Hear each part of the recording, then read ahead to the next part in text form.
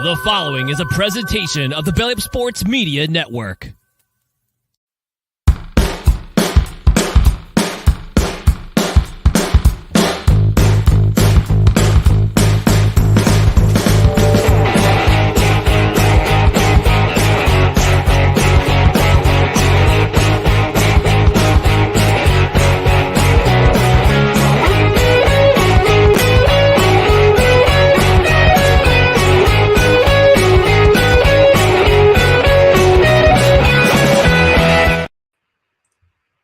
Happy Thanksgiving, everyone. Welcome to No Credentials Required, where you don't need a press pass to talk sports. We're presented by Belly Up Media, Belly Up Sports in association with Godzilla Media. My name is Ray McCarthy.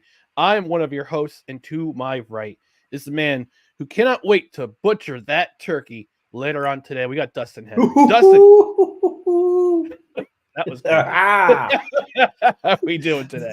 We're doing all right. Happy Thanksgiving to you, sir. First and foremost, Thank you. This is one of my favorite days of the year. I'm going to get on my diatribe to start the show. It never gets its due because it's between Halloween and Christmas. I love Halloween. Yep. I also love Christmas, but sandwiched right in the middle just might be one of my favorite holidays. You know, as Conrad Thompson called it on the latest episode of 83 Weeks, Fat Kid Christmas. That's what he said. Yes. I agree with Conrad wholeheartedly. I am going to eat an unseemly amount today. I wore comfy pants. I did try to spiff up for the occasion, but you're doing the Joey Tribbiani thing, and you got the Thanksgiving pants. Yeah. Now This, I must say, even though I've only done this one previous year with you, this is also a reason why this is one of my favorite days of the year is we get to hop on, do the Thanksgiving episode. We ranked the sides last year. It was one of my favorite things. I enjoyed it so much. You put together all the graphics. People had takes on our takes. It did. And very excited now to jump in. We got another surprise for you this fine day, and thank you for joining us, everybody. Let us know in the comments what you're thankful for, and I give the ship over to you, sir. But as you can all tell, I'm on one this morning. Second cup of Invader already. Woo! I got the bad Santa in the veins. Oh, I was man. baking bread. I'm fired up. Dustin, it's fired up. Hopefully it's not a little Irish in that coffee. But I assure you there's not. I'd be asleep by the end of the show, especially if you were pouring it. Three fingers to the wind and you're done. All right, so before we get into the episode, let me get to today's special.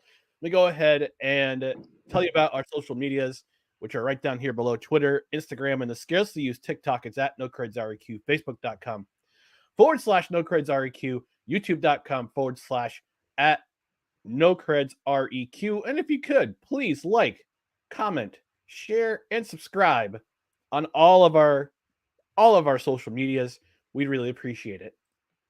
On the podcast side, this won't be released on podcast.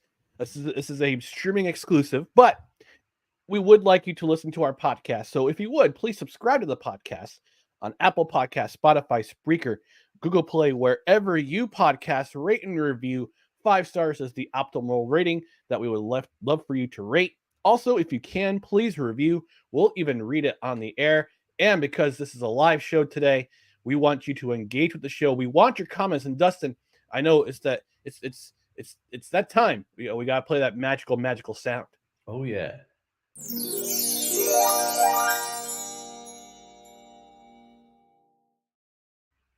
That's right, folks. Engage with us on the show. We want your comments. We've already got a couple of comments in from our buddy Kevin Wilson of Belly Up Fantasy Sports. He says, "Happy Thanksgiving, guys. Happy Thanksgiving to you. Happy My Thanksgiving. apologies for Zach Wilson shaming your last name. Ooh. I wrote an article on Belly Up Sports the other day about how it's time for the New York Jets to yeet him into this. I mean, let him go. So if you wouldn't mind, go ahead, check that out. Stacey Morgan from the Morgan Man Sports Podcast says, "Happy Thanksgiving, guys. I'm taking the Lions, Cowboys, and 49ers to win their games today." So we'll touch on those in just a little while. But first, what we want to do is bring back an old segment we did throughout the summer. We're going to bring back No Ticket Required.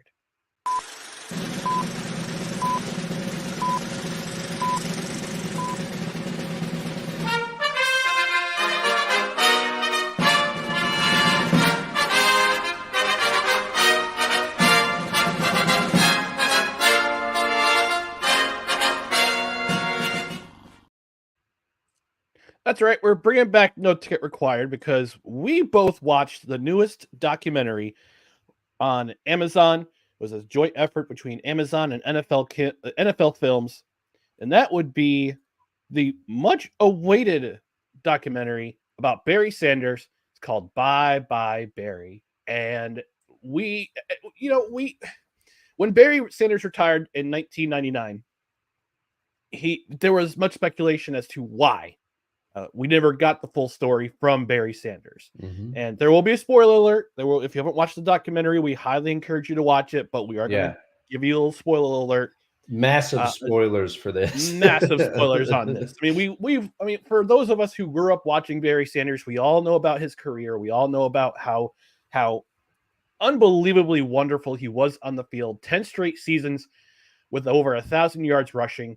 I think it's the only running back to do that in the NFL. If I'm not mistaken. We'll do some real-time research about that later. But Dustin, I want to get your impressions and your thoughts about this documentary. What did you learn anything new?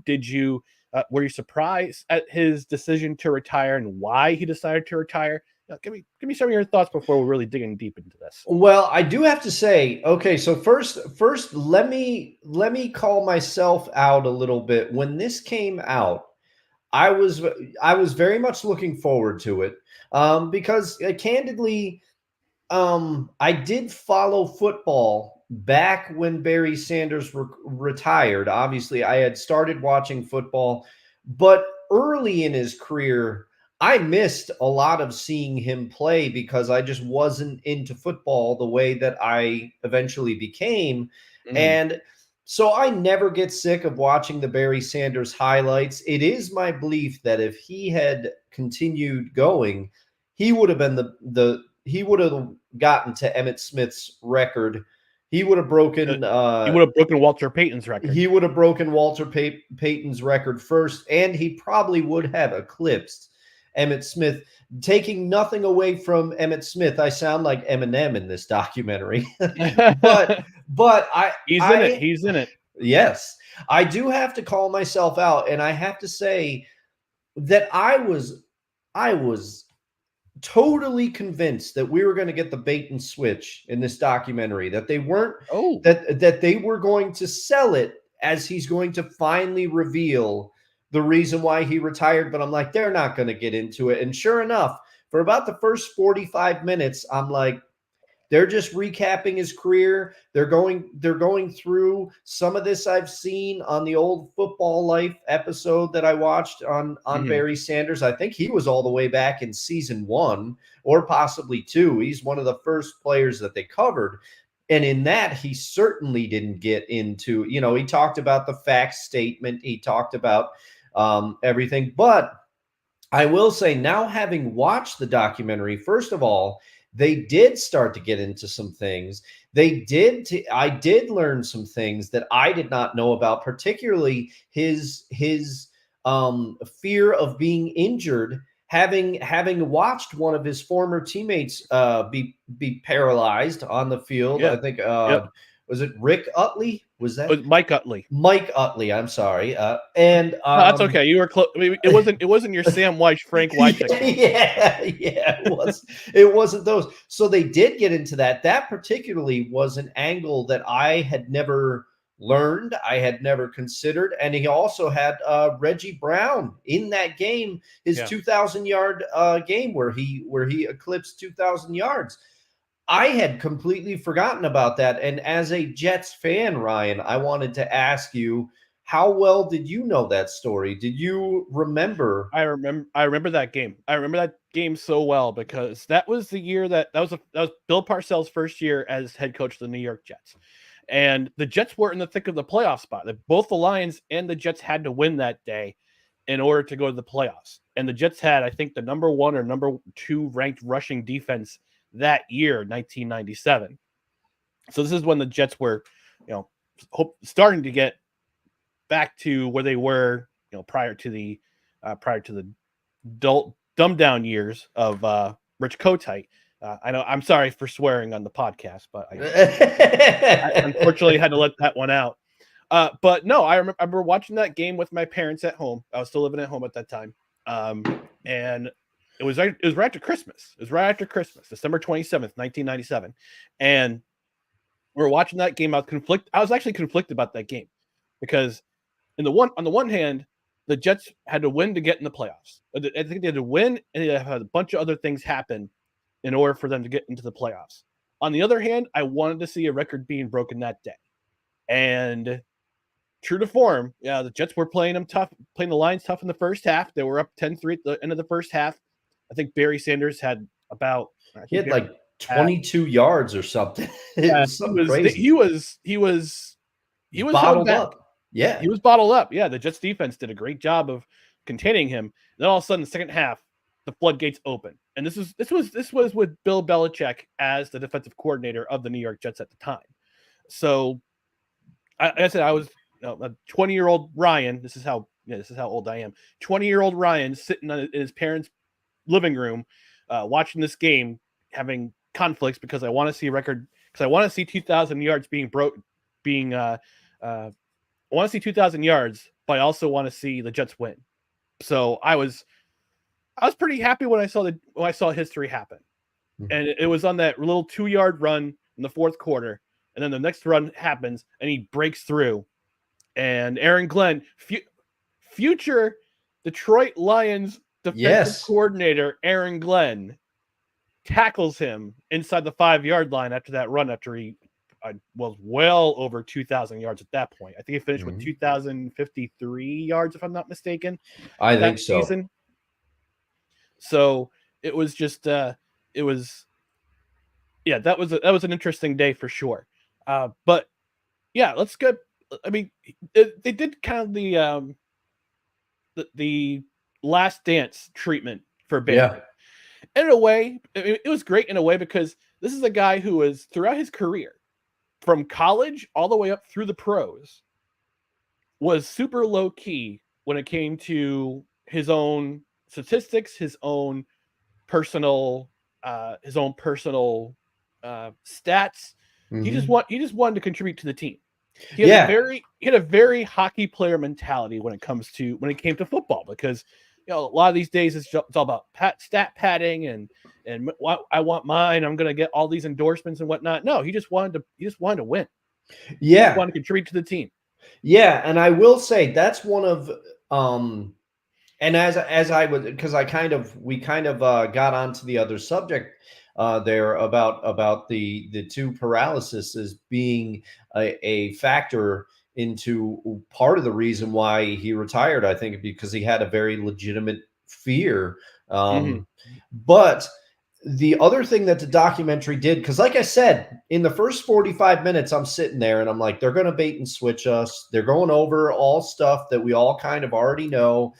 Yeah. But once you watch the whole documentary, you realize that it was actually a masterstroke, because they kept building up and demonstrating what you just said, demonstrating Barry Sanders. He gets the team MVP, and he leaves one of the trophies at at one of his teammates' apartments. Yeah. His teammate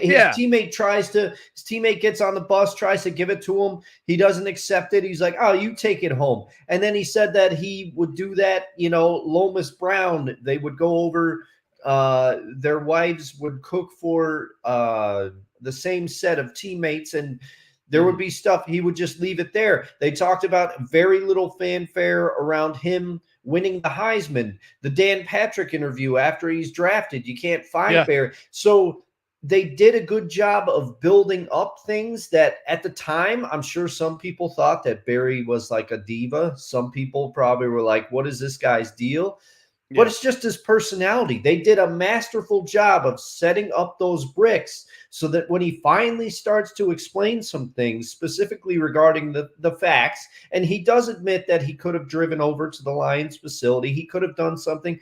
But I loved when they cut to Lomas Brown and he says, that's Barry. Any of us that played with Barry, knew he wasn't going to do a press conference, knew he wasn't going to announce it. That's Barry's personality. And the first half of this documentary does a great job of the setup and also explaining the relationship with his father, some of which I already knew, and they famously, on a Football Life episode, they famously showed Barry's father at Barry's Hall of Fame induction ceremony saying, "I'd like to salute the greatest running back of all time, Jim Brown." Then he goes, "I'd like to introduce the second greatest running back of all time, my son, Barry Sanders." Barry Sanders' dad, he was something. I must raise my hand and say, and interrupt you real quick and say, if Hollywood decides to make a movie about Barry Sanders' life, please do not cast Will Smith as William Sanders. I will not watch that film. You don't want to see him up on the roof with a cigar doing some kind of accent. No, I don't want to. No. Yeah, the disappearing accent. Yeah, so that's what I don't want to hear. I don't want to hear the disappearing accent throughout the movie, where it's there 1 second and then it's not there the next. So in short, just to sum up my thoughts quickly, this documentary, it does a great job. It turns into something that I didn't think it was going to be. I thought it was going to be a rehash of a lot of things. They do get into some new things. Particularly, I was not expecting them to essentially have his kids meet him in London and kind of ambush him.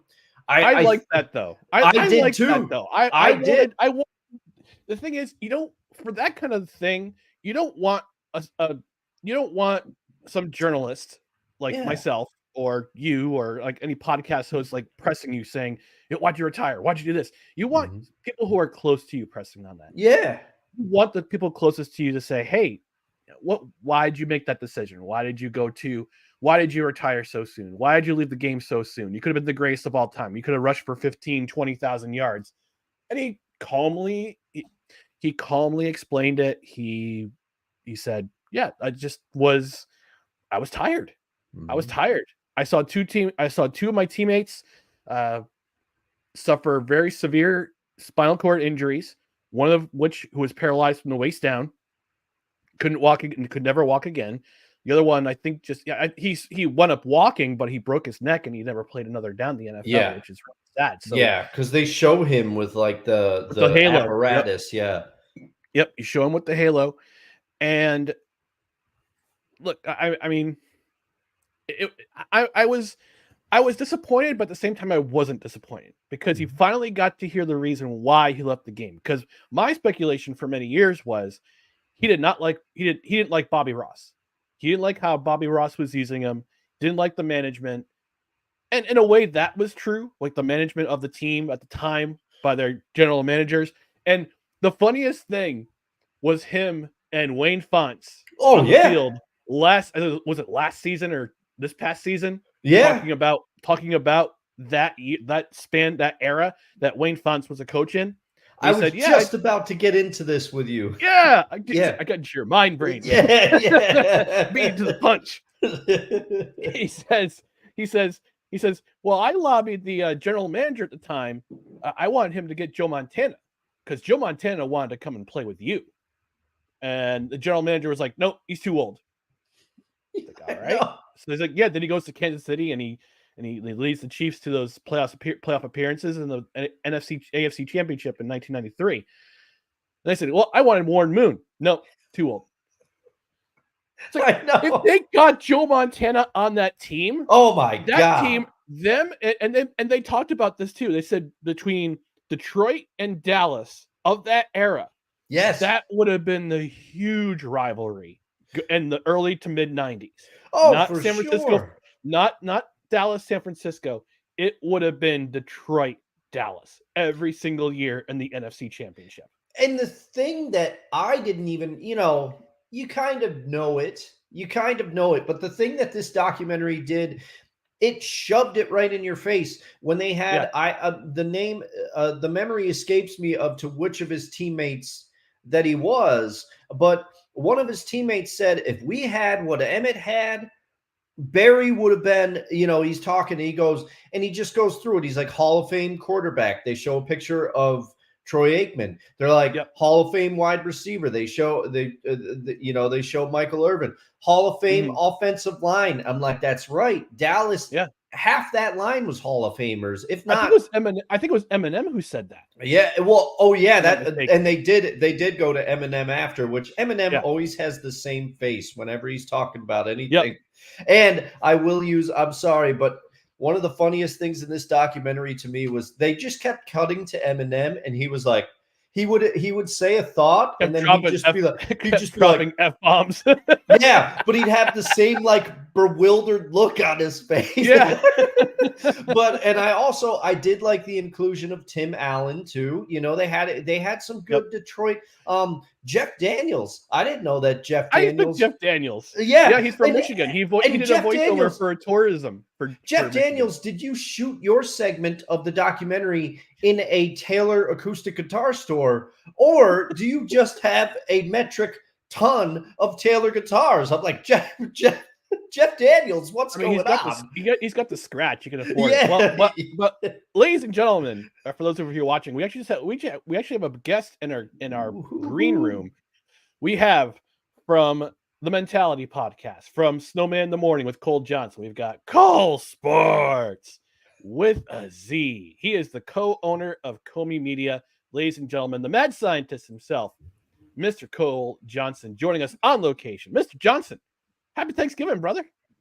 Well, happy Thanksgiving to you. Happy Thanksgiving to Dustin. Sorry I'm doing this Sig Dicky style, but it's okay. It is great to be with you guys on a wonderful day. Great to have you back on, Cole. Happy Thanksgiving. And how is it that you are doing this, at a remote location, and you already sound better than I do? I don't know. I guess have to shout out to God. I guess Pray. Oh, well, wait, hold on. Actually, hold on. I have a graphic for that. Hold on. No.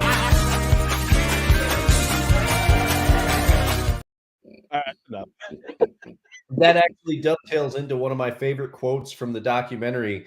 It was one of the announcers. He said, when God created Barry Sanders, even he did not realize what he made.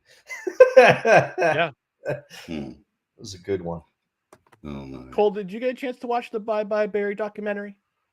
No, I want to. What streaming service is it on?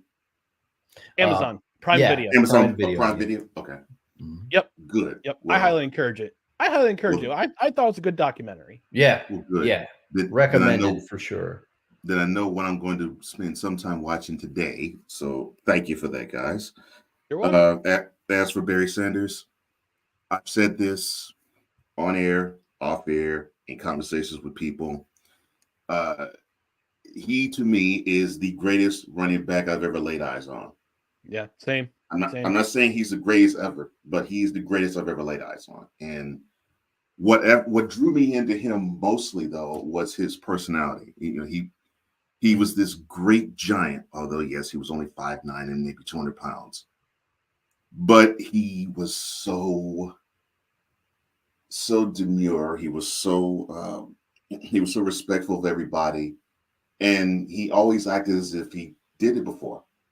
You know, Yep. he just had that. He just had that air about him where it's like, you know, this is nothing. And to try to show you up because I did something great. Okay, well, I really don't have a desire to do it. Oh, I did a spin move. Oh, yeah. Well, it's a Sunday afternoon. I mean, what am I supposed to do? I mean, the defender was there. I had to get rid of him somehow. I mean, that was the mentality he had. You know, he was never a demonstrative guy, but he was intelligent and insightful, obviously. And so to see him do a documentary, I'm happy to see him actually be honored this past year in Detroit, in Ford Field. I think that's phenomenal. And now to have a documentary dedicated to him, awesome. Yeah. And we were just mentioning how we were kind of happy that he cleared the record as to why he retired, because people speculated for so many years as to why he retired. Didn't like Barry Ross. Didn't like Barry Ross. Bobby Ross. Yeah, didn't like Bobby Ross, even though he had won already at Georgia Tech. He won, shared a national title at Georgia Tech. He had been to a Super Bowl with the San Diego Chargers, and he's proved he could win. He was on the 94 team. That's right. Yep, he was head coach. I forgot he was on that squad. I forgot he was on the coaching staff. Okay. He was the head. I believe he was the head coach. Oh, I don't know. We might have to do some real-time research. But I can tell you who didn't like Bobby Ross was Barry's dad. No. Bobby Ross was head coach. Yep. Wow. I was right. Got the big brain on Ryan this morning. He's pulling it out. He's not screwing up the names like I always do on this show. Now, the one character that I've always found the most interesting about Barry was always his father. Yep. Because I remember when Barry passed Jim Brown on the all-time career rushing list, even back then, he was like, I tell my son all the time, well, he's not the greatest of all time. The greatest of all time is Jim Brown. I keep telling him that. I guess that was a tool to make him humble. I don't know. But there's a couple parts. One of them is in the documentary, which I won't spoil for you because you have not seen it yet. But I was telling Ryan about how on Barry Sanders' episode of A Football Life, which was a few years ago now, they show Barry's dad inducting him into the Hall of Fame, and he's introducing at Canton. He says, with Barry there, he says, I'd like to congratulate the greatest running back of all time and pay my respects to the greatest running back of all time, Mr. Jim Brown. And then he pauses and he says, next, I'd like to introduce the second greatest running back of all time, my son, Barry Sanders. So even at his Hall of Fame speech, he did it. I just find it really interesting that a lot of these great athletes who come about, Barry Sanders, the Williams sisters, Wayne Gretzky even said his dad even said to him when he was a little kid, there will always be somebody who is better than you. And what does he do? He goes out and he sets all sorts of junior hockey records in Ontario, and then in junior hockey, he sets what I believe is going to be the most unbreakable record in sports in most goals ever scored. Although Alexander Ovechkin's tailing behind him, but he's kind of slowed up in his pace a little bit. Most assists, most points, most power play points, most playoff points. Any statistical scoring category in the NHL, Wayne Gretzky owns that record. When dude was scoring 80 goals in a season, I was like, okay, we're seeing something remarkable here. The only player in NHL history who has scored over 200 points in a season as well. Mario Lemieux almost did it, but not. I think he scored only 199 one season. But it's just interesting to see a lot of these athletes. The prime motivator for their greatness is their fathers, and how their fathers played a huge role into the athletes they eventually become. Yeah, and that kind of was spotlighted in this documentary too. And it was just really interesting to see. Yeah, but I do have to say, because you just said, and I got to kind of steer it. I know I'm kind of all over the place today, but I told you I was on one. Too much But- bitter coffee. Yeah, but I have to say, you said the most unbreakable record in sports, and I do agree with you. Wayne Gretzky's goal streak is up there, but another record that I do not think will be broken personally is Joe DiMaggio's consecutive game hit streak. I don't think that'll be broken Okay. either, because people, what was the closest person, like 20 away, something like that? No. There's Pete Pete Rose with 44. Oh and yeah, that's 28. right. Yep. Can't discount the all-time hit king, even though I think he is a garbage human being, but that's just my take on old Pete Rose. Well, then, okay. Well, No, but you can't deny Scratch his him, palm greatness off. as a hitter. there you go. Yeah. Well, that's true. Great hit. But Great baseball but player. on the unbreakable records, yeah. Yeah. The human being aspect and leaves a lot to be desired. Yeah, I got you. Yeah. But I think that one is going to be tough to be broken as well. I don't think. Well, I know one record that will never be broken, and that is 511 wins by a pitcher. Thank you, Mr. Cy Young. Yeah, no one's getting Mhm. that, especially with the way Especially that these they days. pitch. Yeah, Yeah, the way they Mhm. do it now. yeah, that ain't happening. Well, we're gonna close out this part of the show today, but I encourage you to watch it, even if you're not a football fan. If it's just a Mhm. regular sports fan, I highly encourage you. If you have Prime Video, go ahead and watch it. Bye Bye Barry just released the other day. And guys, if you are not a Cowboys fan, if you're a Cowboys hater, there is a run that he did put forth that gave the that helped give the Lions their lone playoff victory since 1957, where he made all 11 Cowboys defensively look absolutely pathetic. Oh yeah. Yeah. Oh, yeah.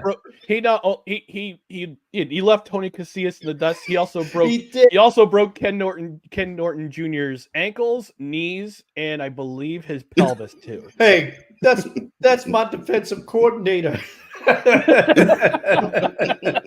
No, but it is true, and that's one of my favorite things is over the Barry Sanders stuff that I've seen over the years. They interview Emmitt Smith about that run, and he goes, "I was watching it, and Tony Casillas is looking around like, which way did he go?" And and Emmett's like, "I'm sitting there saying, he's behind you, Tony. Like, he's already gone." Literally and figuratively. Figuratively. Mhm. All right, this has been another installment of, again, No Ticket Required. Again, go ahead and watch that documentary. It's a great documentary. I enjoyed it myself. Dustin, I'm pretty sure you enjoyed it, and Cole, I think you'll have a blast watching it too. So Thank you, James. because it brings back a lot of memories, especially for me as a football fan. I'm pretty sure it's going to bring back a lot of memories for Cole as well. Mhm. All right, so we're going to close out this segment of No Ticket Required.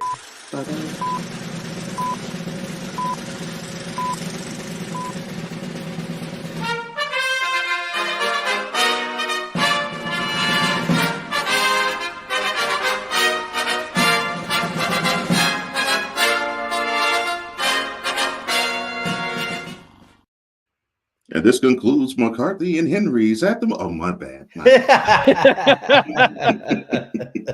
Two thumbs up. Yeah.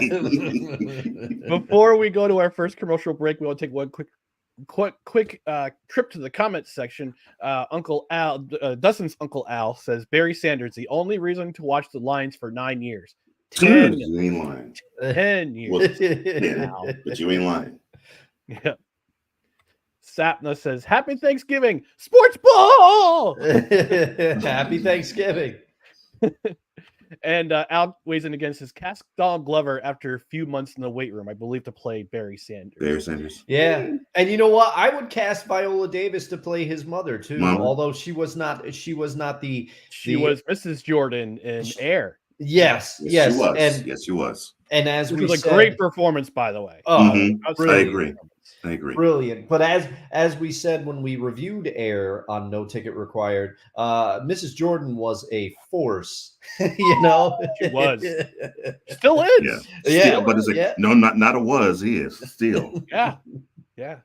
All right, we'll take our first commercial break. When we come back, we're going to talk about Tom Brady's comments on the Stephen A. Smith show from a couple days ago. So stick around for the Thanksgiving edition of No Credentials Required. This episode of No Credentials Required is brought to you by Invader Coffee. For the coffee lover who wants good, quality coffee with no bullshit and no filler, Invader Coffee is an ultra-premium, veteran-owned coffee company proudly delivering only the best coffee your hard-earned money can buy. They aim to only serve the highest quality, organic, air-roasted coffee beans sourced from free trade farms all over the world. They keep things simple. The best coffee at an affordable price in order to provide you with the value you deserve for your morning boost. 100% fair trade, 100% organic coffee beans, 100% air-roasted, 100% money-back guarantee. Visit invadercoffee.com, enter promo code BELLYUP at checkout, and receive 15% off your order. That's right, folks. Drink the coffee that Dustin is currently drinking, which is Invader Coffee. I got the holiday blends the other day. I'm going to dip into them tomorrow because, in my mind, despite what that curvy witch Mariah Carey says on November 1st. My God. Christmas season begins on Black Friday, not November 1st. So get yourself some Invader Coffee. Use the link in our description. That's our affiliate link. Order yourself some holiday blend of Invader Coffee, but also get some of the other blends, like their original blend, the Outsider blend, which is a dark roast, which is great. The break in case of emergency. They got plenty of great blends. They also got mugs, they got stickers, they got t-shirts, they got apparel. Get yourself some Invader Coffee. Use that link in the description. Dustin, what blend are you drinking today? I am drinking the Bad Santa, and it's turned me into a bad Mamma Jamma. But I also picked up a bag of the War Horse, which I believe is the bacon bourbon blend. I would recommend that one as well because it's more bacon forward than bourbon blend. I have had other bourbon-based coffees. I'm looking at you, Buffalo Trace, and it was just too much bourbon for me. I like bourbon on its own. I love coffee, but sometimes that marriage isn't always a good one. But I decided to take a chance and order that blend, the War Horse blend, from our friends over at Invader. And I will say the marriage of the bacon, the bourbon, the coffee, it's a wonderful thing. Yeah. So use the link in the description. Get yourself some Invader Coffee. Use the affiliate link. Use promo code BELLYUP for 15% off your order. All right, let's dip into this. I wouldn't say it's a controversy. I'd say it's a non-troversy. And Tom Brady went on Stephen A. Smith's show on FanDuel the other day. Had an extended interview. I watched the interview this morning before coming on because I wanted the full context of his comments, not just the clickbaity. Yeah, not just the clip. Everybody puts out. I also read the ESPN article, so I've got some quotes from that particular episode. And I'm going to read a couple of quotes he said. Excuse me. While I clear my voice and get my good reading voice on. All right, so we're good.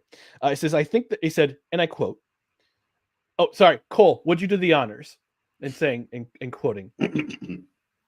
Quote. I think there's a lot of mediocrity in today's NFL. I don't see the excellence that I saw in the past. Moving on, he says, I think the coaching isn't as good as it was.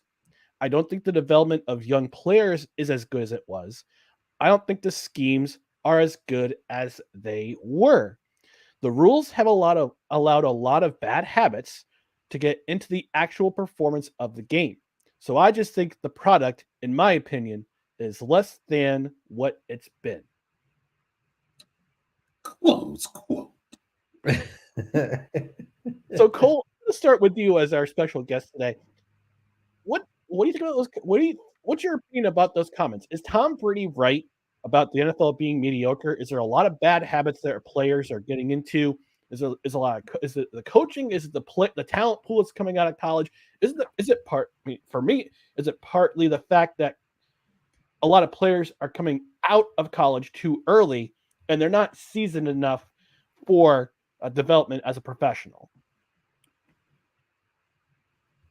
I think there's a lot of truth to what Tom is saying, and you don't have to go any further than the quarterback position.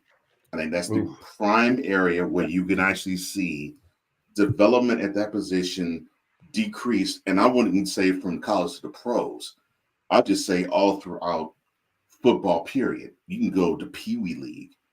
And it seems like many of these coaches are excusing quarterbacks who have this athletic gift of being able to escape pressure with horrible offensive lines in front of them, and they can run a 40 and 4-4. And so now you're seeing these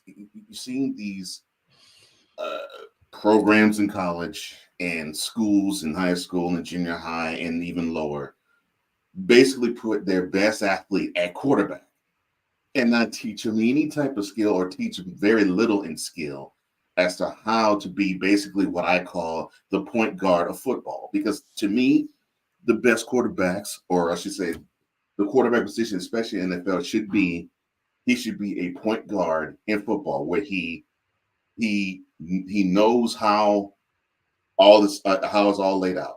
He knows where everybody's supposed to be, the other 10 players on his offense. He knows where they're supposed to go at all times. Even if things break down and they decide to go in different routes with the skill position players. All the check downs, all the slide, all the coverages, all the blocking packages. You know, quarterback's supposed to know all of that. And they're almost supposed to know it. To me, I think they should know it better than the offensive coordinator. But you're getting these quarterbacks who now they come to the NFL, and I hate to say it, it's like the Michael Vick effect, where we got to see this wonderful athlete who he could throw it 60, 65 yards on the rope. Mm-hmm. He can get out of pocket and get out of trouble without having the greatest of offensive linemen in front of him. He could basically replace the running back and be the running game for the team all together. And starting with him, I think you actually saw how you can get enamored with that. And if you don't teach him the finer tunes or the finer points as how to be a quarterback, you're basically going to have an athlete that can run and he can throw it all down the field. But of course, when you had Andy Reid take a hold of him, he ended up his second year in Philly, which is 2010, to be the best year he ever had in the NFL. Yep. So that right there is proof that you need to have some sort of skill be taught to just the quarterback position alone for you to actually operate better. So to tie it all into what Tom is saying, yes, I agree. Just on the quarterback position alone, I 100% agree with him on that. Okay. Yeah. And do you think also part of the problem is that we've seen a lot of injuries to the quarterback position this year from your favorite quarterback, Cole, Aaron Rodgers, 4 plays into the season. Also, Joe Burrow being out for the season. You've also had injuries to Kirk Cousins, Deshaun Watson, Anthony Richardson, Kyler Murray's been out. Another one of your favorites, Cole. I say this sarcastically, but call a booty. So, oh Lord. So, do you think part of the reason why the quarterback play hasn't been spectacular is because of all the injuries to some of the biggest stars in the NFL? That has a lot to do with it too, at least for this year. And now I'm going to throw something basketball-wise into this conversation. Stephen A. Smith actually said something to the effect of when he saw LeBron James keep scoring 30-plus points and almost doing triple-double stuff. He actually said, it's an indictment against the NBA that you have a almost 39-year-old guy be the best player in the league, because it basically says that the others who are much younger, who are much more athletic, have much less skill to actually meet him and his standard. And that's what you're seeing. I mean, even with Mr. Ayahuasca, who simply can't stay on the field for so long, even with him, it's a precipitous drop-off. Even in Green Bay, it was a precipitous drop-off. So when he got injured, you had Jordan Love, and you're now seeing what Jordan Love is doing. he gets the Jets, and I don't need to say that to you, Mr. McCarthy. You understand how this went. Rodgers went down at the 4 plays in his 2023 season, and you had to deal with number 2, who wears number 2. Sad. Plays like number 2. And Jets fan would perform number 2 on Plays like number 2, but now he's number 3 in the roster chart. Yeah. You know what I'm saying? And Jets fan would perform number 2 on him if they could try. Yeah. So you're seeing it live in living color with that. You said, with the Arizona situation, they had to get with Joshua Dobbs just to keep the ship afloat. Right. With Las Vegas, Aiden O'Connell. That was supposed to be the guy who supplanted Jimmy Garoppolo. Well, and I will say, I'm not taking shots at Jimmy GQ, but I said at the beginning of the season, everybody said, "Oh, Jimmy Garoppolo, all he does is win," blah blah blah. But he had a ton of talent with him in San Francisco. Because I would hazard to get, I would say that so far, Aiden O'Connell, while he hasn't looked great, he's looked better than Garoppolo. Garoppolo just did not play very well at all. And to your point, Cole, I think the NFL as a whole needs to invest more in the backup quarterbacks because this season has reminded me of an old quote from Peyton Manning's old offensive coordinator, Tom Moore, from all those years in Indianapolis. People may remember, or maybe they don't remember, Peyton Manning's backup quarterback was Jim Sorgi. And somebody asked Tom Moore one time, they said, "How do you feel?" It was like, they were iffy as to whether Peyton was going to play in the game. Spoiler, he ended up playing because Peyton always played. But they said, "Mr. Moore, how do you feel, Coach Moore, how do you feel if Peyton Manning goes down? And how do you feel about Jim Sorgi's ability to play the game?" And he said, I will censor it for the show. He said, "If 18 goes down, we are effed." So you have an offensive coordinator saying that about Jim Sorgi, who he's better than I'll ever be at quarterback. He made it to the NFL. Props to him. But the Peyton Manning situation, you could tell the Colts never invested in their backup quarterback because they took for granted. They always knew or thought that Peyton was going to be on the field. And I think that's how a lot of these guys feel. But look at last year in Kansas City. Patrick Mahomes goes out for that half of that game in the playoffs, and Chad Henne came in and actually did some things because Chad Henne had experience as a starter. He had been around. They in Kansas City smartly invested in their backup quarterback, and I don't think a lot of people are doing it. And to your earlier point about the Michael Vick analogy, I agree with you completely because Michael Vick, he was the trendsetter now. He has ever since that, and I equate it because I am a massive Nirvana fan. But back in the 90s, after Nirvana broke, all the record labels were looking for quote unquote the next Nirvana. And that's what people are doing with Michael Vick. Ever since Michael Vick, everybody's searching for that because he is such a I remember fantasy analyst Matthew Berry in that season, that incredible season he had with Andy Reid. He started referring to Michael Vick as Starship 7 because he's like, he's an alien, There's not a lot of people like that, but that's how you end up with somebody like Lamar Jackson, who is also incredibly gifted, but maybe doesn't have some of that seasoning you were talking about. Yeah. And to your wonderful, and I love that analogy, by the way, because I 100% agree with you on that, Dustin.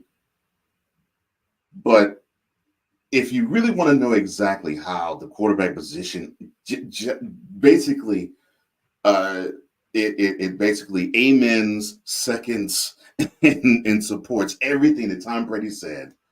All you have to do is look at the New York Giants. I mean, your first stringer is Danny Jones. I'm sorry, Danny Trimes. Your second stringer is Tyrod Taylor, and he is such a hard luck guy because it's like every time he gets opportunity, either the coach doesn't think he can do it, or he suffers an injury. And then you have Tommy DeVito, which on my Total Football Talk show, I mistakenly, and now it is caught on, called him Tony DeVito.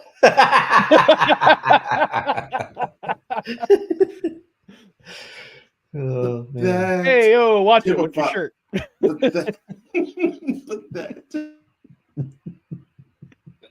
Oh, man. Tom Brady statement right there. Yeah. It typifies a statement right there. It's just, mediocrity just at the quarterback position. It's like a check mark of what he said about football in general. But I just look at that position, and there you go. I think the problem is not just the quarterback position, but I think any offensive position, period. Defensive position, you can fit anybody in, you can plug anybody in, build depth at those positions, and you'll be fine. On the offensive side, I think part of the blame goes to bad. Part of it's bad coaching, like Tom Brady said. There's bad development. There's bad talent because guys are coming out of college way too early. They're not set up for success, especially in college. Or the other part of it is, and I've mentioned this on Snowman show with you, Cole. I think the other part of it is these agents who get a hold of these players who are very talented, very athletically skilled, but unfortunately don't have the football IQ to be a great player. And they convince I'm sorry, my bad. I'm sorry.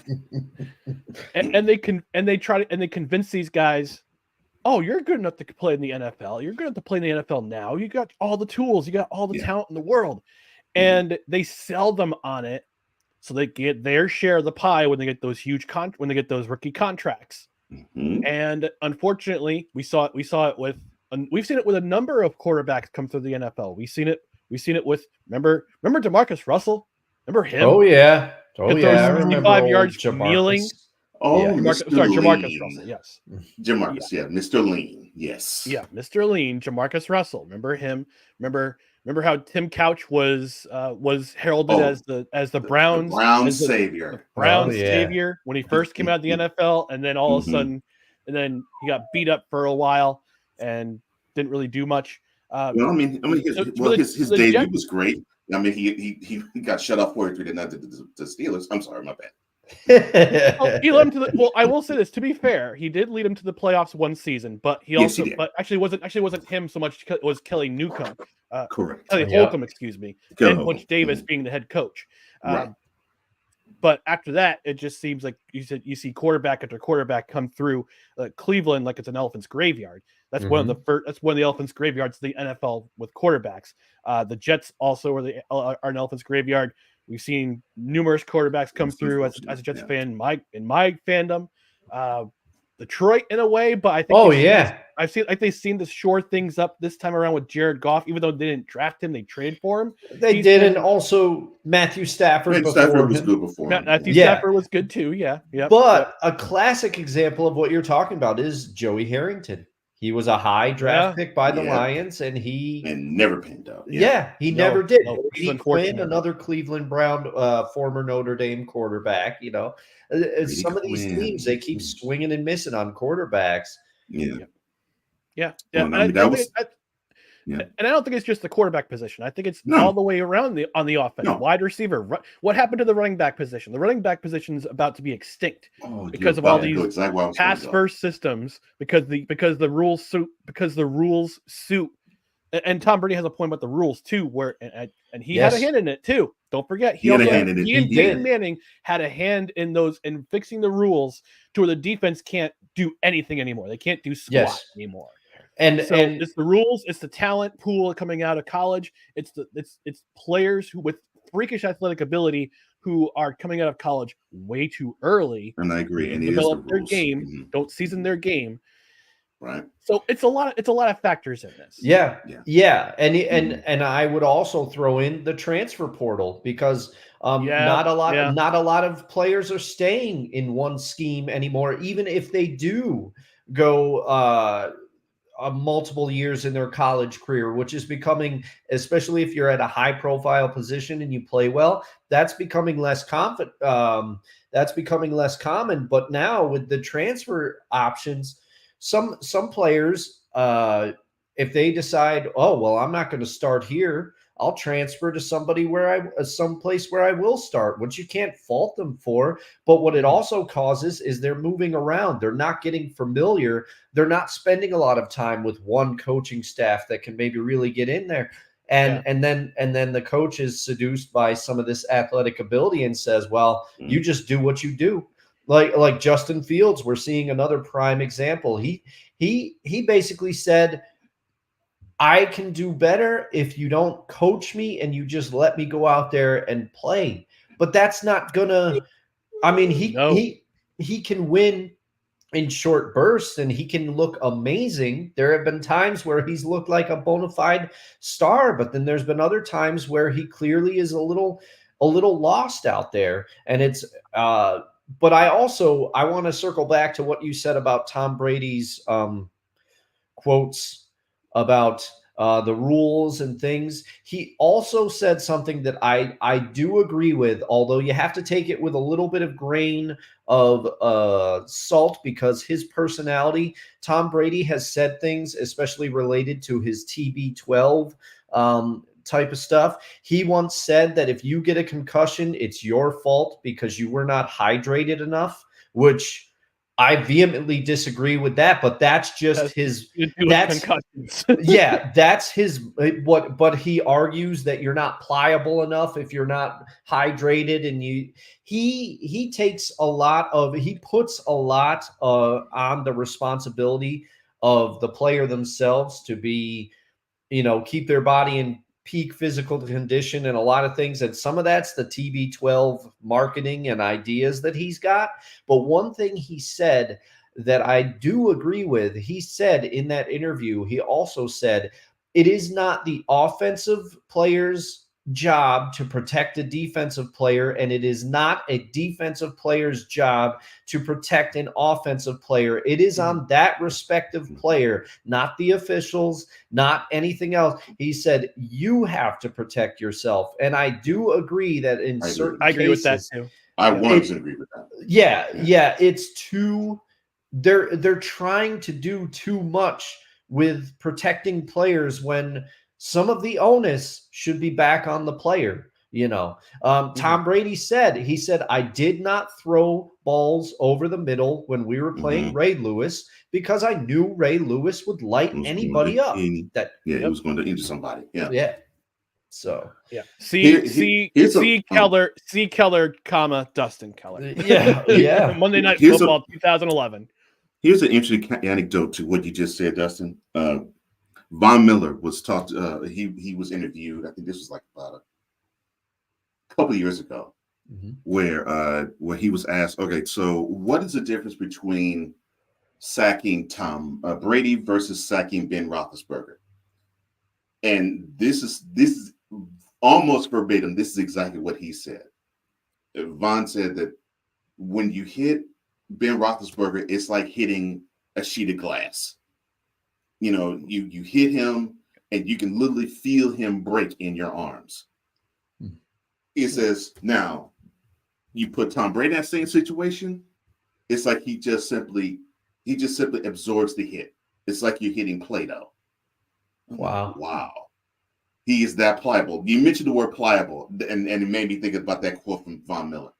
But to your point, Ryan, with the running backs, that's exactly what I mean when I said that these coaches in the lower levels of football make their quarterbacks run all the time. Yet now, we came up, all three of us in different eras. When we came up, we actually saw running backs. They had to learn how to pass block. They had to learn how to pick up blitzers. They had to learn how to go out into the flat and run screens and then when they did get the ball handed to them, they also had to learn how to read which hole to go through. Now it's almost as if many of these designs of offense, because it is so pass happy, when they do decide to run, it is sort of RPO based. It's like, okay, well, you don't have to decide it. The quarterback will decide if you're going to get a chance to run the ball or not. So I don't know if they get taught, okay, so read if you can go through a hole before you get the ball handed to them, and if you get the ball handed to you. It to me, I think it is less in that position to the point where you have people like Jim Irsay, that drunk fool, having to say, well, basic. This isn't a quote. This is basically paraphrasing. It's like running backs, they got to get it how they live, get it off the glass. Whatever after their rookie contract, whatever they get, it's what they get. I'm sorry the position is so fragile that they can't have a long lasting contract like quarterbacks and wide receivers. That's not our fault. That's the market. Mm-hmm. Get it how they live. Get it off the glass. Yeah. And it's so disrespectful to the position because you got only thinking that.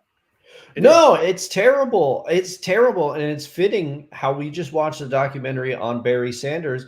The running back position should be more valued because I will circle back again. I feel like I'm a quote machine this morning, but Peyton Manning famously said, my rookie season in Indianapolis, I had no idea what I was doing. You know who told me where I could be and what the scheme was going to be? Marshall Faulk, the running back. He knew the playbook inside and out. He was like, Peyton Manning said Marshall was a coach on the field.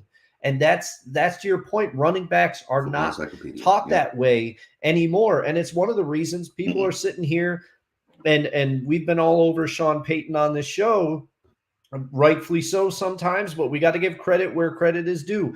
People are wondering why Samaje Perine is getting so much run in Denver. It's because he knows how to block. He knows the blocking schemes. And so that's why Samaje Perine is seeing the field in Denver when everybody's saying, oh, they got Javonte Williams. What's going on? Samaje Perine knows how to block, and he knows the blocking schemes, and he's good at it. Yep. Well, we're gonna take one more commercial break before we get out of here. Before we go to that commercial break, we'll take one more visit to the comment section. Snowman checking in saying, hey, gentlemen. Hey to you, Snowman. What's up, Snowman? What's up, brother?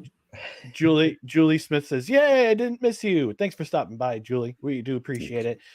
Brent from the 1420 Sports Podcast says there are 32 teams in the NFL, but there isn't 20. There aren't 20 now. Quarterbacks. Wow. I wish I could grab a mic right now. Oh my God, I would drop it. Yes, sir. 1420. Yes, sir. Thank you. No, Brent makes a great point. And I gotta get him back on the show. We gotta talk about the Grey Cup. And he also goes on to say players play for their brand now more than ever. Right from college now, as well as NIL money. That too. I was gonna bring up NIL. I was gonna bring up names likeness. That's a huge factor. Mm-hmm. And also college coaches jumping from one job to the next, because you'll see a Division 1 Division 1A or FCS coach play in a coach in a group of 5 conference, be very successful for a couple of years, and then all of a sudden jump to a Power 5 conference like Luke Fickell did that at Cincinnati. He was at Cincinnati for a couple of years, got them to the college football playoff, and then the next season he jumps over to Wisconsin, not knowing in a couple of years that Cincinnati would join the Big 12. So I think college coaches jumping from one job to another and switching things out too messes with a player's brain too, because they got to learn a new system, learn new blocking techniques, learn new pass patterns, learn new, just basically revamp their entire system. So that messes up with their talent. Yeah. Oh, and before you go, this fits the scheme here. Memo to Andy Reid, sir. You need to have wide receivers that can catch the ball. Yeah. You can't have Travis Kelce be the only person that can catch. And now you're understanding that you just can't put anybody who's a wide receiver in your squad on your system and have it go.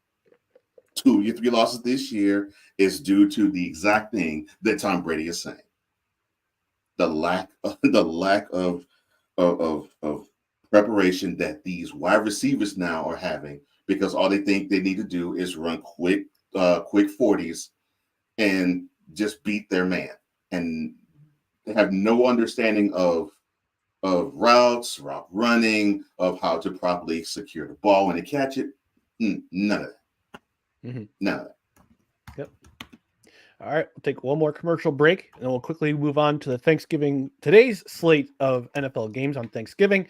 We'll also talk about Coach Greg Popovich's announcement to the San Antonio crowd last night at AT&T Center. So we'll take one commercial break.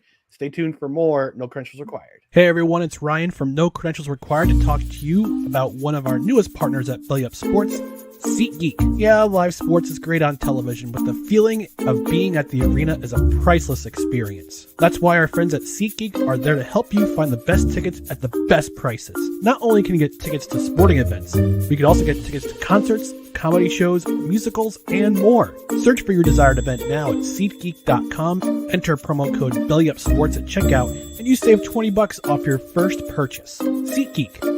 Life's an event. We have the tickets. Well, tomorrow is the official start of the shopping season for Christmas. Cyber Monday is coming very, very soon on the following Monday, actually. And look, tickets for events are a great gift for your loved one.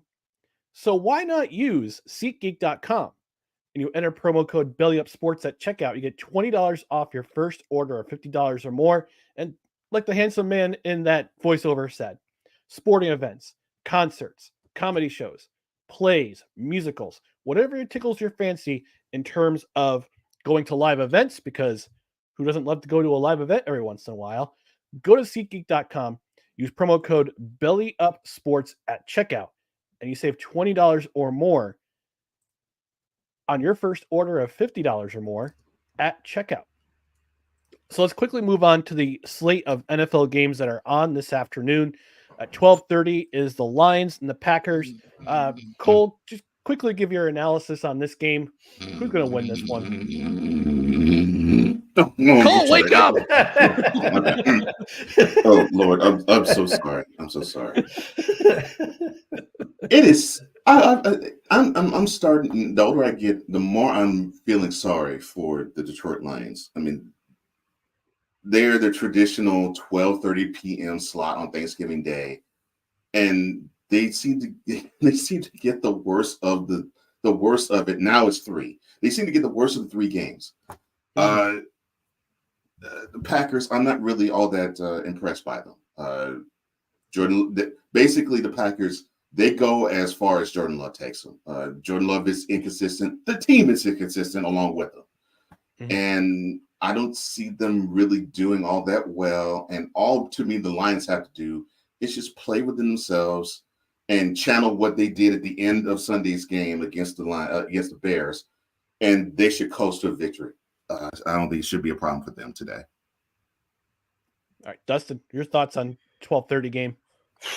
I mean, I couldn't agree more with what Cole said. I don't think, usually in Thanksgiving's past for many, many years, not so much in recent history, but in many, many years, you're thinking, oh, whoever plays the Lions is going to coast to a victory today. The Lions aren't going to be as competitive.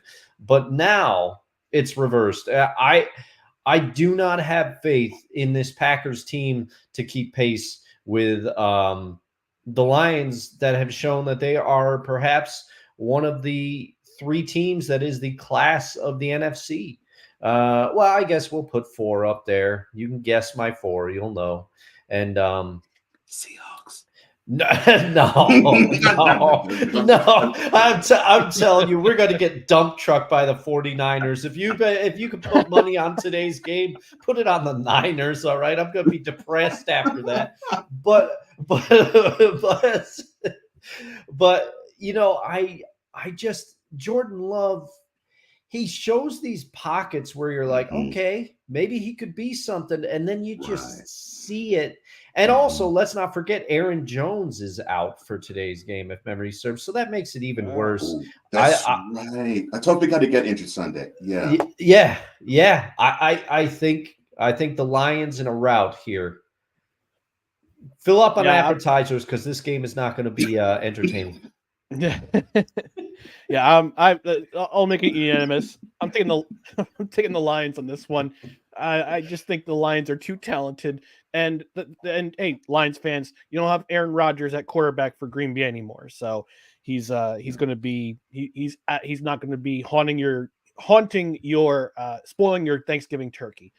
So I got the Lions in this one. 4:30 game are these guys.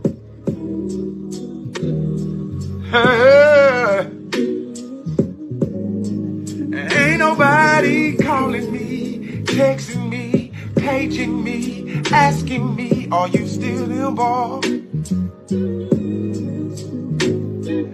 Calling me, texting me, paging me, asking me, am I still involved? Y'all using. All right, that's enough. Budget Usher's on one. Here we go. Like I said, I can't use the name I wanted to use anymore. I'll start off. I'll lead off with this one because I'll have Dustin lead off with the next game. Cowboys hosting the Command Skins. I know our guy Drew Willie, D Willie, is a big Command Skins fan, but I'm going to take Dallas in a walk. I think their pass rush is going to be too much for a team who has allowed the most sacks this season. Plus all those turnovers they committed last week. It's going to be hard for them to move on. And I think this is Riverboat Ron's last run because I think his ship is slowly sinking. And hello, Eric Bieniemy, rush just around the corner. I'm going to take the Cowboys in this one in a walk. Cole, what's your opinion on this game? Oh my gosh. If this isn't tailor-made for the Cowboys defensive line to dismantle an offensive line, this afternoon's game is it. Because I'm feeling really bad for the 5 that's supposed to protect Sam Howell.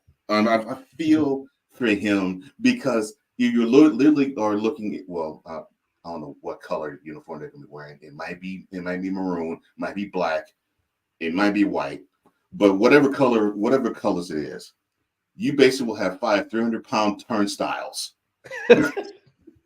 That's going to take place in AT&T Stadium whenever the Commanders take the field. The Cowboys, they should rout them just like they routed the Giants. Seriously. Dustin? Okay. So I'm going to make this unanimous. I think the Cowboys take this one. The only hope that we have for this game to be entertaining as we're eating our turkey or whatever you take part in on Thanksgiving. I know there's people out there that don't like turkey. I respect it. I But want to do brisket someday. Oh, that'd be awesome. Thanksgiving brisket. We could do that with a little macaroni and cheese or something. We'll man after my heart, Ryan. I love that. Yeah. Peach cobbler for dessert. Oh, yeah. I could get down on that. We'll make it happen someday. An NCR Thanksgiving, maybe we all fly somewhere, meet somewhere in the middle of the country. We could have a lot of. But for an appetizer, we got to get our appetizers from Tanzel's House of Carcucci's. Stuff the run and stuff your face. Tanzel's House of Carcucci's. Oh, man. Carcucci's. Such a good one. Such a good one. Such a good one. But there is only one scenario in which I envision this game possibly being entertaining. One, Sam Howell and the Commanders are going to have to play out of their minds somehow. Mm-hmm. But the only hope, I think that you gentlemen are both right. Dallas's defense is going to dismantle this team. But the only hope that we have is Dallas. I'm not throwing any shade because they are in the top 4 teams in the NFC. I'm not throwing any shade. But they do have a tendency to play down to their competition sometimes. See Arizona led by Josh, Dobbs now at the time. But that's the only hope. But I don't think this is going to happen. I think this is a Thanksgiving game. I think Dallas will be ready for it. They're too good this year. This game will not be competitive. Mm-hmm. Great. Yep. And the last game in our Thanksgiving slate for tonight is going to be the San Francisco 49ers visiting the Seattle Seahawks at 8:20. Dustin, I'm going to give you the floor because your guys are playing. What's your outlook for this game? As Schmitty says, "Happy Thanksgiving, fellas! Happy Thanksgiving!" Happy back to you, Thanksgiving, Schmitty. Schmitty. My man. Now, you tuned in at a perfect time because I'm on one, and I feel so. I'm disappointed that I have to finish my Thanksgiving night watching this game. And maybe I'm trying to do the old reverse jinx, but I think the Niners are going to bulldoze my Seahawks in this game. Zach Charbonnet is the starter. Kenneth Walker is out for this game. But that is not the big reason. The big reason is, one, Geno was injured at the end of during last week's game against the Rams. And my faith in Drew Lock, I thought we were in better shape if old Drew Lock had to come in. But man, that was rough.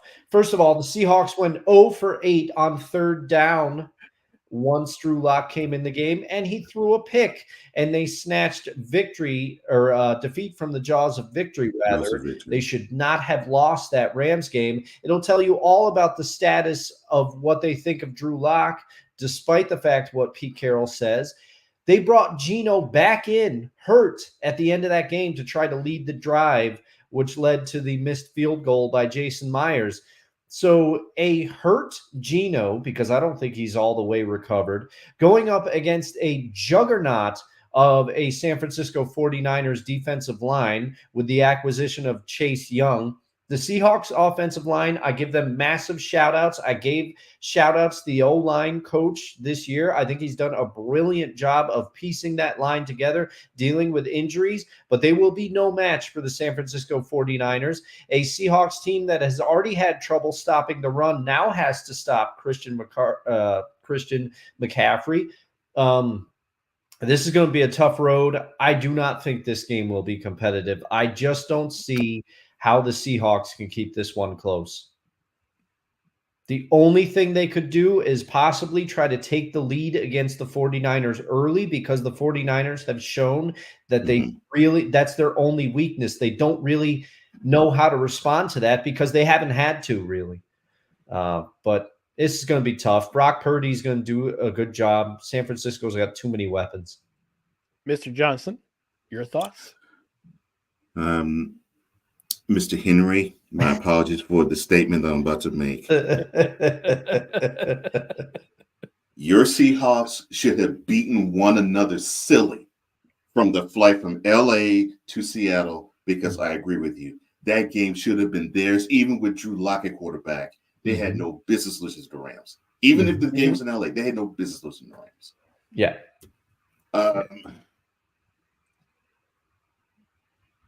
I will say this, I think, in favor of the Seahawks, though. I would think that they would have the triple motivation of this divisional rival. It's the team they're shooting for, and it's the team that eliminated from the playoffs in January. So, and then to boot, they put forth a lackluster effort, even with Geno Smith in at quarterback in LA. So I think they would want to try to erase that bad performance from 4 days ago as quick as you possibly can. But I understand why you would have your consternation, because I agree with you. The only way I think the Seahawks have a chance of beating the 49ers is if they jump on the 49ers early, because the 49ers are bullies, and the Browns proved this point. I'm surprised the Vikings actually proved this point, and the Bengals proved this point. You jump on them early. They do not like to be punched early. And if you punch them in the mouth very fast and out the gate, they stumble and they don't know how to recover. Now, you can say, well, that was because they were sans Deebo Samuel, they were sans Trent Williams, well, and Chris McCaffrey was dealing with the hip flexor. All good, valid points. Unfortunately, they don't stop games or put asterisks on L's. So that is what they have to do. You have to jump on the 49ers early, because as the 49ers proved when they went to Jacksonville, when they jump on you early, forget about it. Yeah. The 49ers are the better team. They're the more talented team.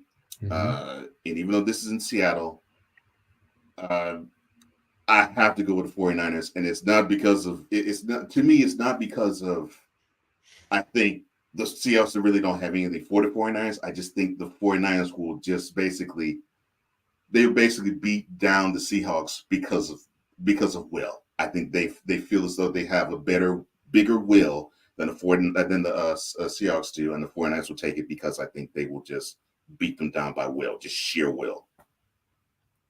Yeah, I agree. It's not going to be pretty, and I really wish that my team was playing a more winnable game on Thanksgiving. But what are you going to do? What are you going to do? Yeah. What? So for me, Your thoughts, Ryan? I was I was on Cool McCain's Playmakers program on Tuesday, and I had picked the Seahawks to upset the 49ers. But after listening to Dustin's analysis and seeing how beat up the Seahawks were last week, and with Kenneth Walker being out and Geno being hurt and for some reason have to go back in, the 49ers, when they smell blood in the water, those sharks surround you and they will eat you alive. They're dangerous. So Dustin, unfortunately, I'll have to be on the consensus here and go with the I'll have to go with the 49ers in this one. So to me, the big thing is the Kenneth Walker injury. I think he would spell the difference between a Seahawks L and a Seahawks W, because in order to really get after the 49ers, punch them in the mouth with a running game straight up the middle. Dare that front four to be run stoppers. Yep. And you really can't do that with the 49ers with the Seahawks as presently constituted. Right.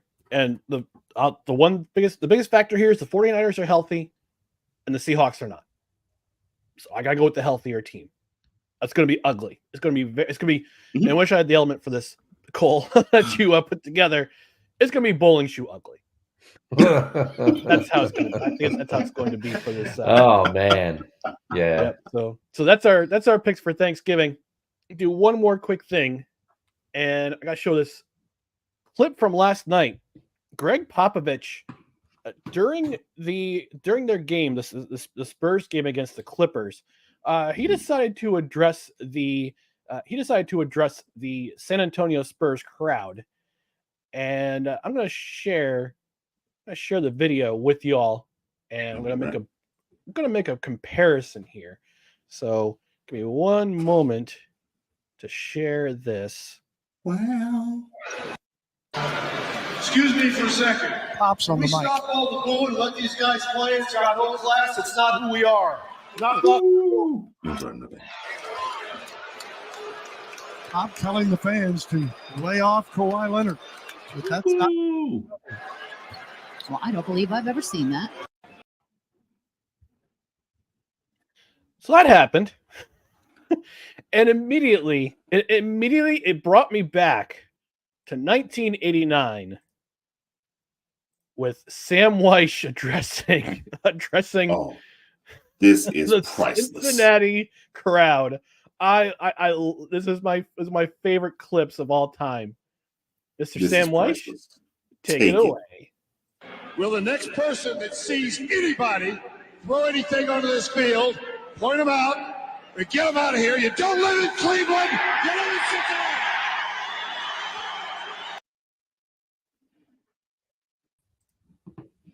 One of the greatest PA announcements of all time from a coach. I was hoping. My prayer when I watched that clip, I was of Greg Popovich. I was so disappointed because he was. I mean, this is Pop's personality. He's calm. His demeanor is low and slow. I wanted him to get in the mic and yell, and yell. And I actually quoted this on Twitter a couple hours ago. I wanted him to yell, "You don't live in Dallas, you live in San Antonio." Jeez. But should this happen more often, guys? If I mean, he's addressing the crowd while they're booing Kawhi Leonard, and I understand the situation when in San Antonio when Kawhi Leonard was with the Spurs, didn't want to play for Popovich anymore, got shipped off to Toronto, winds up winning an NBA title in Toronto. To be fair, and then he's been around the league. I think he signed with the Clippers or got traded to the Clippers after that. But Yes. No, he signed with the Clippers as free agent. that's right. He signed with us as a free agent. Okay. Which Thank you, Steve Ballmer was very excited about. But when Yes, is he Steve was. Ballmer not excited? Never excited? Good question.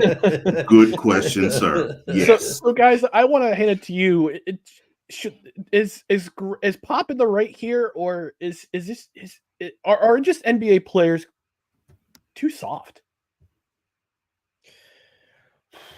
Well, who wants to lead off on this one?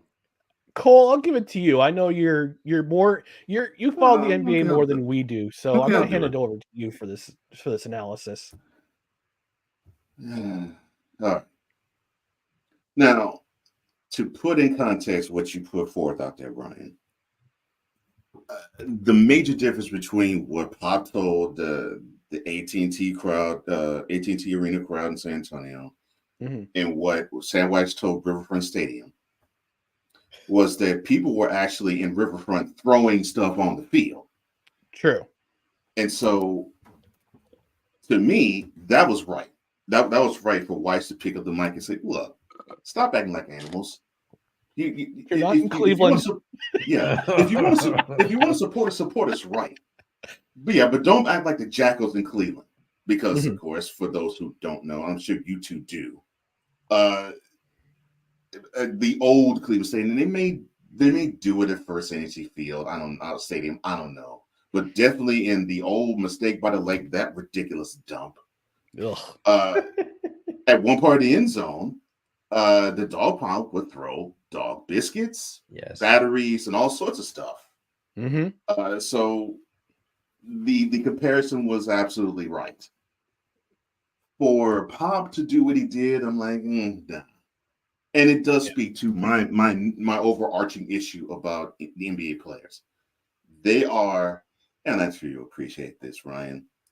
And if you're a wrestling fan, Dustin, I think you appreciate it too. I know it's coming. NBA players, they are SAWFT.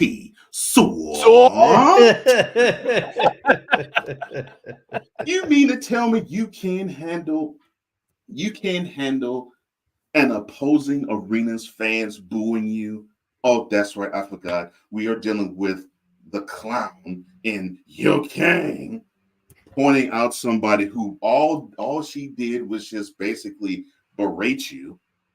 And you pointed her out because you couldn't handle the verbiage that she was throwing at you. So you had to get security from the Gamebridge Fieldhouse to kick this wonderful, puny woman out of courtside. Are you kidding me? So we can't handle booze. We can't handle trash talk. Really? Now I get it. Like for example, when we were in pandemic play, and Russell Westbrook was a wizard. So he goes into the locker room in Wells Fargo Arena in Philly, and people dump popcorn on him, and he didn't do anything to warrant that. Yeah, that behavior is beyond the pale. That behavior is ridiculous. But to get on the PA system to say, "Calm down," booing somebody, I don't give a crap if it's Kawhi Leonard. I don't give a crap if they're booing Victor Wembanyama. If they're booing their own, I don't care. Fans get paid. Fans pay to have the experience of saying what they need to say and doing what they feel. I find it insulting as a fan. Yeah, to me, I find it insulting as a fan to have the leagues, the coaches, and the players, and sometimes even the media, all feel the need to regulate how a fan should be at a sporting event. for the exception of throwing stuff on the field, you should be able to do what you should to support the team that you're supporting. Period. Mhm. And if boos are going to basically say, okay, well, you can't do that, then what's the point of my being in the arena in the first place, or stadium, or diamond? If the manager or coach of the home team is going to say, come on now, you're classier than that. Don't boo the opposing player. Especially And if it's a player who used to play yeah. in your city. And I That's was the about to point. say- That's the whole I was thing. about to say, yeah, I was about to say, and in this case, they're booing a player that was one of theirs. Mhm. Mhm. And if I'm not mistaken, normally people, when you see a former player come back to your hometown, now if he keeps coming back, you normally start saying, okay, well, yeah, he gave us great times, great memories, and you know what, that's cool. And you can hear the cheer, but they'll give you the Bronx cheer real quick the first time you come back. Yeah. So you should expect nothing but that, in my opinion. And I'm like, nah, dude. Look, Pop, I respect you. I do. Nah, bro. Wrong call on that one. Wrong all the way. I agree. Wrong Yeah. all the way. I agree. Yeah. I mean, if you're gonna be a coach and you're gonna address the crowd, do it when it's appropriate. This Right. just says to me that the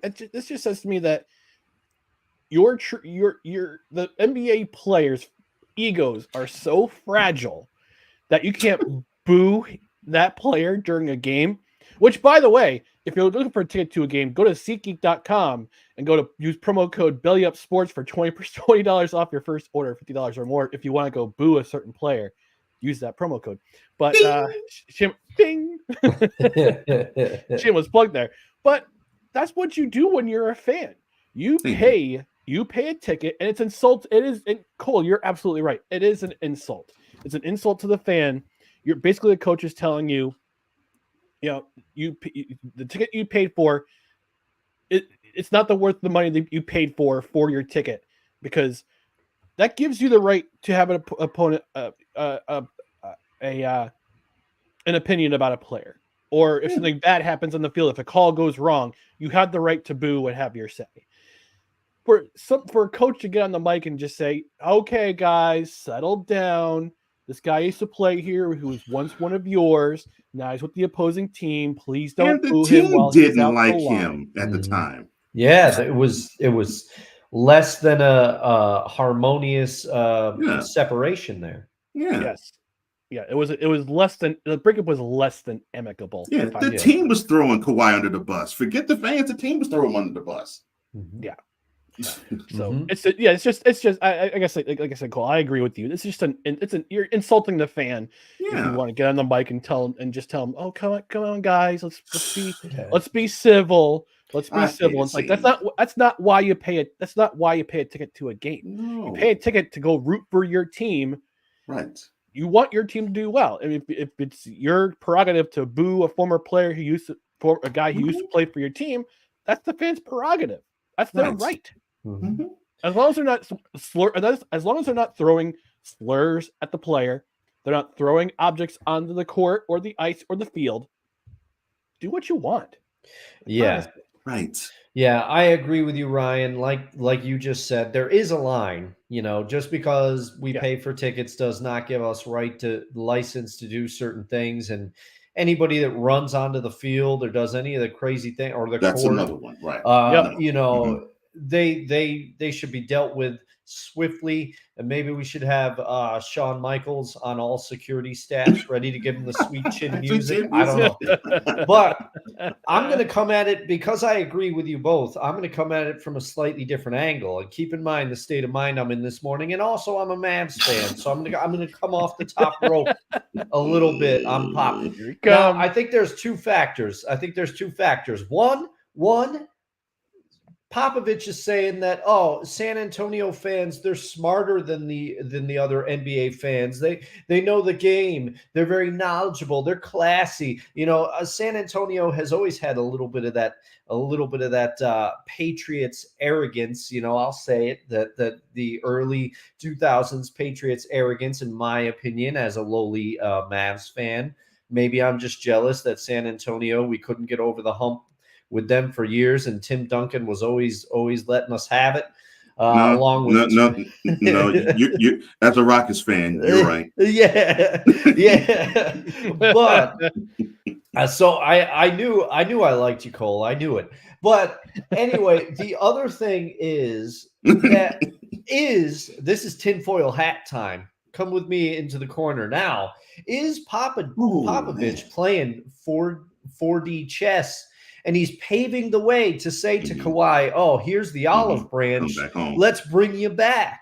Is this all part of Popovich's master Emperor Palpatine plan? Is he saying everything will be complete with the T? I can't do the Emperor impression. That was sad by me. But is this part of the factor? Execute Order 66. Let the hate not flow through. Let the kindness flow through you. Use the force of kindness. Strike Bomber down with all the vengeance. Here in your thunder. My favorite, Use your kindness. My favorite Emperor moment of all time is when he's like, oh, and I'm afraid that the force field will be quite operational. He says it like such a jerk. It's great. but yeah, I think Jedi, his more than Jedi was like, well, yes, I agree.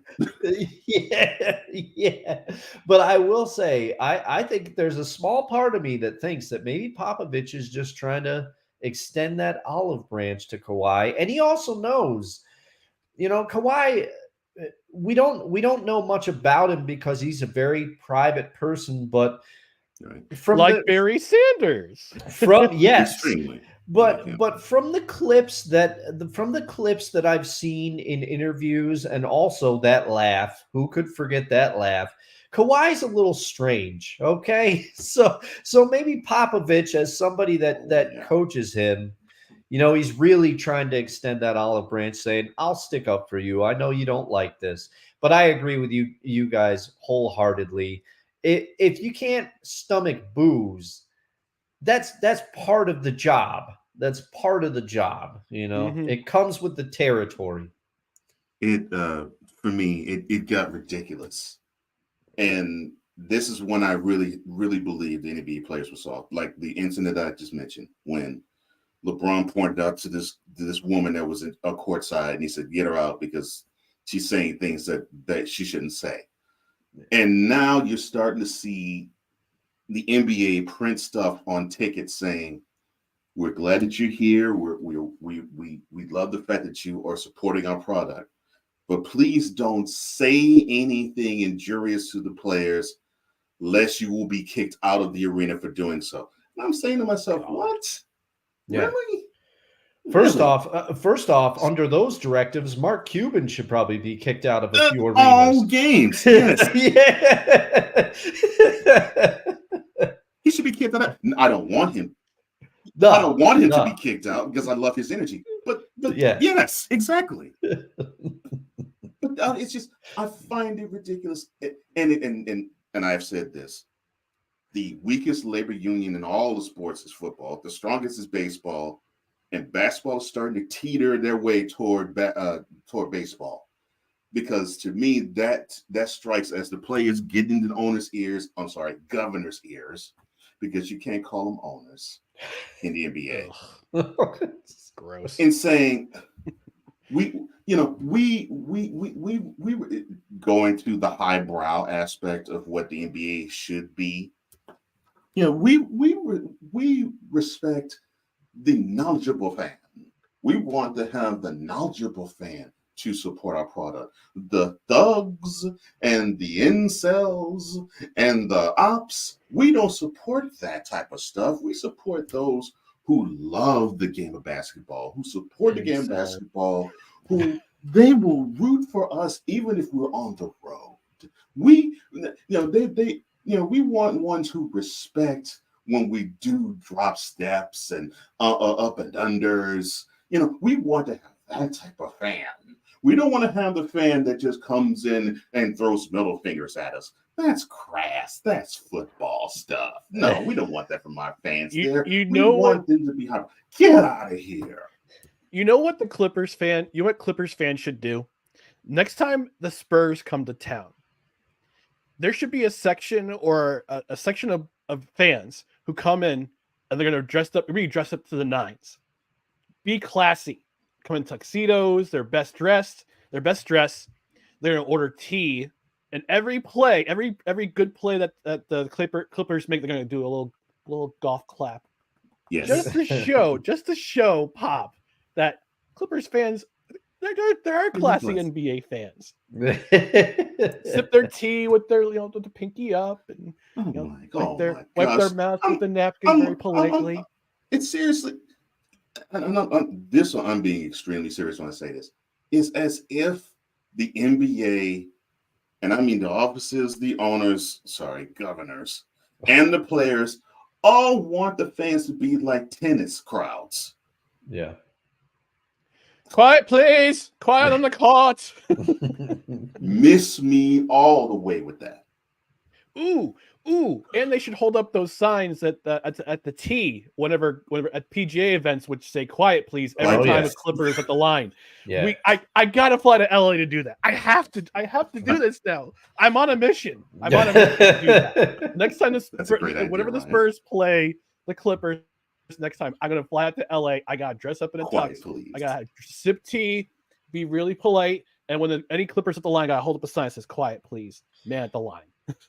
But then we should do, at the fourth quarter, you could do the classic heel turn, and we'll just pull like a Happy Gilmore, and we'll start making a bunch of ruckus after people are trying to hold up the quiet please signs, whatever. I would love that. I would love that. We could have Pop on our chest, POP, and we'll just Now, if NBA crowd anytime like women's that, the line, boo this man. I would love it. I would love it. Like the first three quarters, it's like, okay, quiet please, and the crowd actually gets quiet even when the Spurs are at the line in crypto.com. But in the fourth quarter, as soon as the sign goes up, 22,000 people just absolutely go bonkers every time the Spurs at the line. I would be loving it. I would be loving it. I cannot wait for the Spurs at the Clippers. I just want to see tons of trolling. I don't want to see Troll Nation for the Clippers come out and just absolutely troll the Spurs team. Oh my goodness. All right, gentlemen. I think it's safe to say we're going to wrap things up here. But before we depart, Cole, Mr. Johnson, yes, sir. Why don't you go ahead and let the people know where you are? Okay, well, you can follow me on flowcode.com/page/host Cole Johnson. That is flowcode.com/page/host Cole Johnson. That's where you can find me online. You can also find me online too on Kome Media's YouTube channel, where you can catch Total Football Talk with that's a football show I host with Drew Winningham, my Sertoba Media brother. That comes on every Tuesday, 9 a.m. Eastern, 6 a.m. Pacific, every Tuesday. And if you are into football, 3 hours worth of comprehensive coverage from the week before and the week ahead. Also, you can catch also on the Kome Media, and you can also catch on the social media as well. You can also catch on the Real Wise TV YouTube channel and the Kome Media YouTube channel Mentality. And of course, that stresses men. Every episode drops Mondays at 2 p.m. Eastern. 1 p.m. Central or 11 a.m. on the Pacific Coast. And I host that with my brother Wise Halefe. He is a phenomenal talent. Love him. Love him. Absolutely. You can also catch me every morning, 10 a.m., either on camera or off on Snowman No Wonder with Cole Johnson. And that's where you can catch my brother Ryan here every Monday at around the 10:30 a.m. hour. Every time we have coffee with McCarthy, and he talks about all things CFL, all things Devils, and wants to throw every middle finger possible at Robert Saleh. If he doesn't want to throw Zach Wilson under the bus. Or I do both. I can multitask. Yes, you can. Or talk about when the Jets do good too. And also you can catch me. I guess you can say every Wednesday, I think, at 1 p.m. when I do return. It is the show that everyone knows me about. It is with the Z Go Sports. Bravo, Thank sir. you, gentlemen, for having me. And thank you for stopping by, Wood Cole. We do appreciate you stopping by. I know regardless of the fact that you're on location, we appreciate you graciously taking some time this holiday to come out and hang out with us for a little while. So, well, thank you for extending the invite, and it's a pleasure to talk to you again, Dustin. Yeah, and of course, it's always a pleasure talking with you, Brian. You know that. Of course. And speaking of Wise El Jefe, I do have to play this PSA before we leave, though, because it is Thanksgiving. It's tradition, Ryan. Yes. The following is a public service announcement from Wise El Jefe. Boston. This has been a public service announcement from Wise El Jefe. I love that you put that together. It's so good. It's so good. Thank you. And I always play it when Wise checks in on the program too. I always have to play that PSA, and he always laughs. Yeah. All right, folks. Before we depart, to remind you about our socials down here below: Twitter, Instagram, and the scarcely used TikTok. It's at NoCredsREQ. Facebook.com/NoCredsREQ. YouTube.com/@NoCredsREQ. Just want to remind you to like, comment, share, and subscribe to all of our social media channels. This will not be on the podcast side, but on the podcast side, if you wouldn't mind, please subscribing to a myriad of podcast platforms, including Apple Podcasts, Spotify, Spreaker, Google Play, wherever you podcast, rate and review. 5 stars is the number of stars we would like you to rate. If you have the platform to review, we would love that you would review it. We'll even read it on the air, no matter how horrifyingly terrible or how glowingly awesome your review is. We will read it on the air. So, thank you for stopping by at No Credentials Required Thanksgiving special. This is where you don't need a press pass to talk sports. We're presented by Belly Up Sports in association with Godzilla Media. For my co-host Dustin Henry, I'm Ryan McCarthy. Thanks for stopping by, and have a happy Thanksgiving, everyone. We will see you sometime next week. Happy Thanksgiving, everybody.